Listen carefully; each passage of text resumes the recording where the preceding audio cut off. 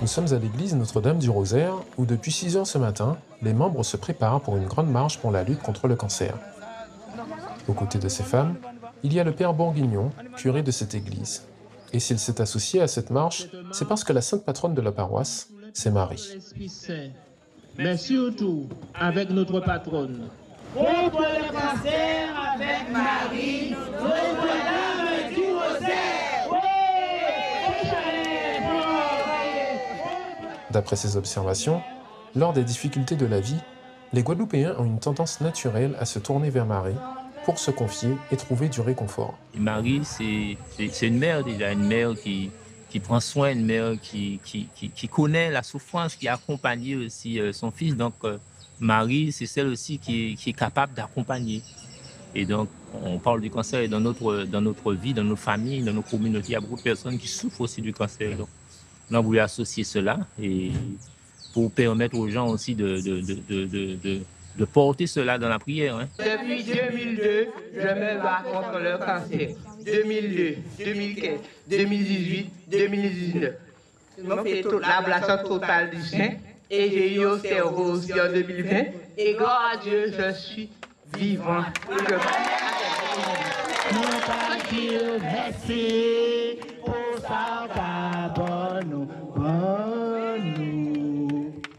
Danielle est la sœur du père Bourguignon.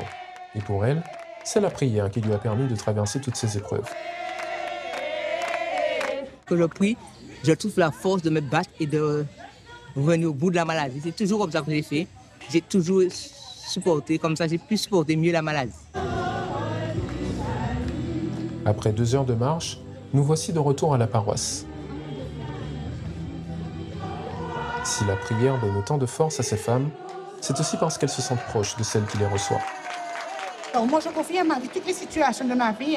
Donc je lui parle vraiment comme si je parlais à un être humain, comme je te parle aujourd'hui. Je lui confie toutes mes situations, les bonnes, les mauvaises, surtout dans les moments de doute où j'ai une décision à prendre, je n'y arrive pas. Je confie à Marie. C'est beaucoup plus facile pour nous en tant que femme parce qu'elle connaît nos douleurs, elle connaît nos difficultés, parce qu'elle a vécu exactement ce que nous vivons aujourd'hui. Peut-être effectivement, c'est une femme, on se confie, on parle peut-être plus facilement, mais on se dévoile en fait. Quand on parle à Marie, je dis qu'on se dévoile, on lui dit de nous regarder en tant que femme. Après un moment de prière pour clôturer la marche, vient maintenant le moment du jardinage. En effet, le mot rosaire signifie couronne de fleurs. C'est donc à travers cette activité ludique que le père Bourguignon dispensera son enseignement aux plus jeunes afin qu'ils découvrent qui est Marie. Marie, c'est quelqu'un, c'est la mère de l'Église, hein, et surtout qu'ils sachent qu'ils peuvent compter, ils peuvent s'assurer de la prière de Marie, qu'ils peuvent le prier Marie en toute situation. Voilà, on enlève les mauvaises herbes. On vient de planter des plantes pour qu'on s'occupe des fleurs, comme si c'était notre foi. Des fleurs qui symbolisent également la Vierge Marie, le père Antoine Bourguignon espère ainsi encourager les plus jeunes à venir prier à l'église. L'apprentissage des petits se fait aussi de manière collégiale. C'est aujourd'hui la rentrée de la catéchèse, un événement qui permet de les connecter davantage à la Vierge Marie.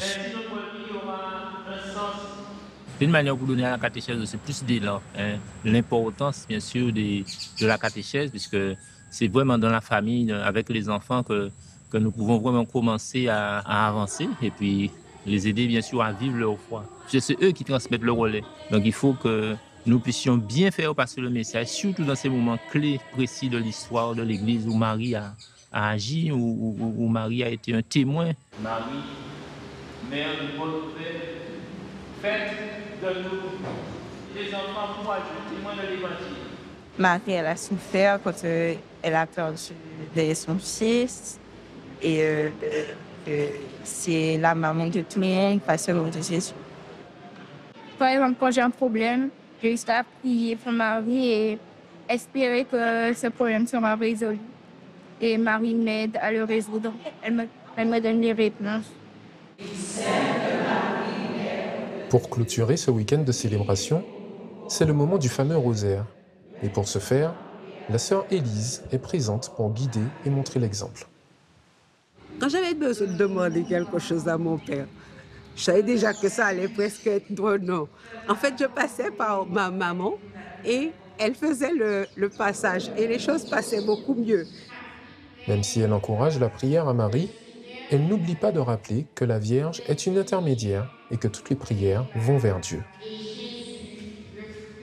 À travers le rosaire, vraiment, on parle à Marie, on est accompagné de Marie pour pouvoir s'adresser à son Fils. Alors, elle ne prend pas la place de Jésus, elle intercède pour nous. Et donc, dans cette dynamique, donc, on s'adresse à Marie et elle porte nos prières à son Fils.